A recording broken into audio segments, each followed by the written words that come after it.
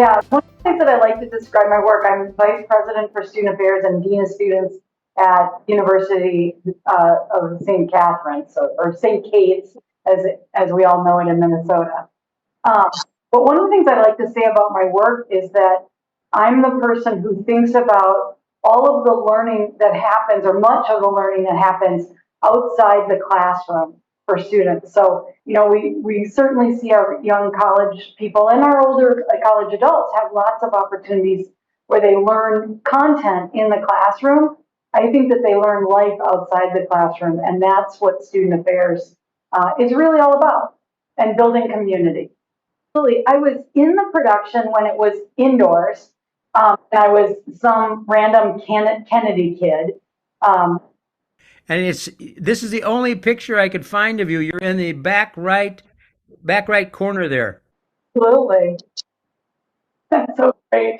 So I was in the production, and then like when the decision was made, and I was lucky because both of my parents were involved in the early years of the production. My mom was really the person who put together the concession stand. My dad helped with some of the financial treasure pieces of the organization.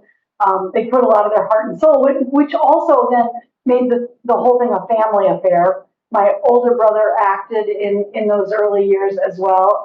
My little younger brother did a little bit as well. So it was kind of this whole big family thing. But the move from in the schoolhouse or in the high school auditorium out to the pageant site was just magical. It was like blowing up this thing that was already so cool. And I was 12 when it was indoors, and then 13 and 14 when I played Nellie in the outdoor production.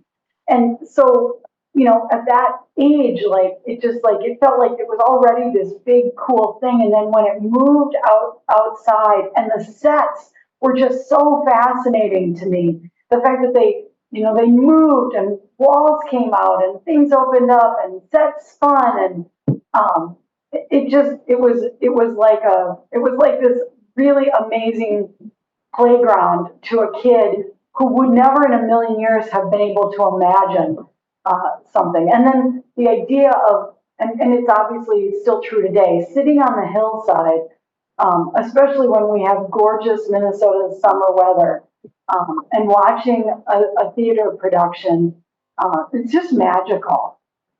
I think that what it did for me was to help me have some bravery around large crowds, and being in front of large crowds.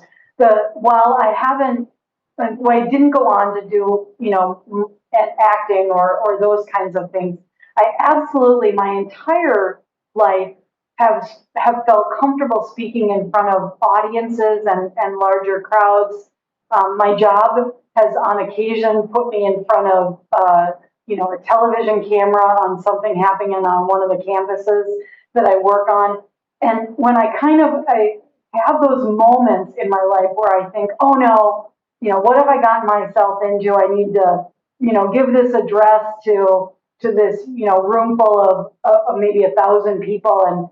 And then there's this little bit of me that thinks back to, when you were just a little kid, when you were just a little 13 and 14-year old, you confidently marched out onto that stage and played the role in Nellie Olson. And why would you even think twice about talking professionally about these kinds of things in front of this group? So there is a little bit, I think, of confidence boost that grounded me for the rest of my professional life as well, even though it wasn't acting. And I think the other thing that I really find as a touchstone, and so much of my experience with the Wilder pageant kind of enforces this for me, is around community.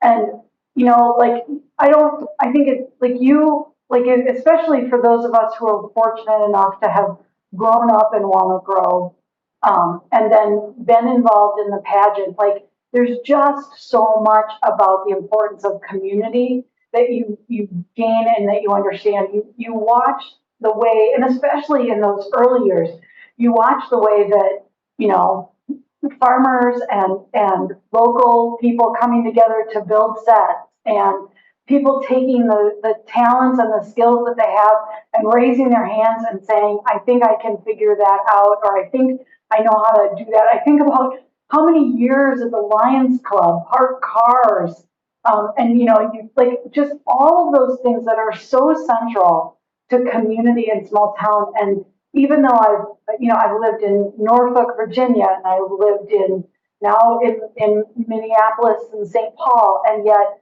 really for me, a touchstone is community and a sense of connection to the people that I live near and around. And I just like the pageant was such a part of reinforcing that for me, as a young person growing up.